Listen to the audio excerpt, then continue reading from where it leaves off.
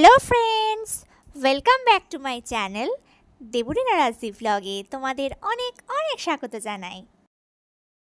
বন্ধুরা, আবারও কিন্তু আমি তোমাদের সাথে মাছের খুব সুন্দর একটা রেসিপি শেয়ার করতে চলে এসেছি। বন্ধুরা, তোমরা যারা আমার ভিডিও প্রথম থেকেই দেখে আসছো তারা হয়তো দেখে থাকবে যে আমি মাছের রেসিপি কিন্তু প্রচুর শেয়ার করেছি। অন্য রেসিপি আমি যাই শেয়ার করি থাকি না কেন, মাছের রেসিপি কিন্তু তার থেকে অনেকটাই বেশি আছে আমার চ্যানেলে। তাহলে বন্ধুরা চলো বেশি কথা না বাড়িয়ে চটপট করে আজকে রেসিপিটা শেয়ার করে ফেলি তোমাদের সাথে। বন্ধুরা, আজকে যে রেসিপিটা তোমাদের সাথে শেয়ার করতে চলেছি তার নাম হলো কাঁচকলা দিয়ে ফলুয়ে মাছের পাতলা ঝোল। আজকের রেসিপিটি কিন্তু একেবারে হালকা পাতলা, কোনো মশলাদার স্পাইসি খাবার নয়।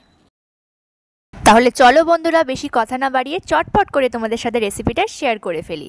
আজকের রেসিপিটা হতে কিন্তু মাত্র 15 মিনিট হাতে টাইম থাকলে কিন্তু এটা চটপট করে বানিয়ে ফেলা যাবে। 15 মিনিটের মধ্যে কিন্তু এই রেসিপিটা হয়ে যাবে আমাদের। তাহলে চলো বন্ধুরা রান্নাটা এবারে শুরু করা যাক। প্রথমেই আমি 3টে ফলুই মাছ নিয়ে নিয়েছি, বেশ বড় বড় সাইজের। এবার ওগুলোকে কেটে ভালো করে আঁশ ছাড়িয়ে নুন হলুদ দিয়ে ভেজে তুলে নেব। মাছগুলো তো আমার এদিকে ভাজা হয়েই গেছে, তোমরা দেখতেই পেলে। এবার একটা পাকা লঙ্কা, গোলমরিচ আর আদা পাটায় ভালো করে বেটে নেব। আর এদিকে আমি একটা বড় আলু ভালো করে ছুলে লম্বা লম্বা করে কেটে সিদ্ধ করে নিয়েছি, আর একটা গোটা কাঁচকলা লম্বা লম্বা করে কেটে নিয়েছি। একটা পটলও কেটে নিয়েছি মাঝখান দিয়ে, আর এই পটলটা কেটেছি মায়ের জন্য, কারণ মা আলু খায় না সেই কারণে। এবার ওই মাছ ভাজার তেলের মধ্যেই আরও একটুখানি সর্ষের তেল অ্যাড করে দিয়ে তার মধ্যে গোটা জিরে ফোড়ন দিয়ে দিলাম। জিরে তো ফোড়ন দেওয়া হয়ে গেছে, এবার বড়িগুলোকে ভেজে নেব। বড়িগুলো ভেজে আমি তুলে নিয়েছি। এবার আলু, কাঁচকলা আর পটলটাকে তেলের মধ্যে দিয়ে একটু নুন আর একটু হলুদ গুঁড়ো ছড়িয়ে ভালো করে ভেজে নিতে হবে।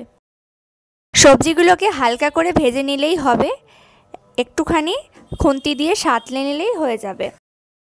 এবারে পাটার মধ্যে যে গোলমরিচ, লঙ্কা আর আদাটা বেটে রেখেছিলাম সেই বাটাটা এর মধ্যে দিয়ে দিতে হবে।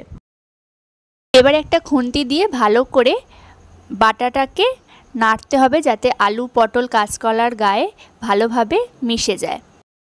এবারে 2 চামচ হলুদ গুঁড়ো, 2 চামচ জিরে গুঁড়ো ও 1 চামচ লঙ্কার গুঁড়ো দিয়ে ভালোভাবে মশলাটাকে কষাতে হবে যাতে মশলার গা থেকে কাঁচা গন্ধটা একেবারে চলে যায়।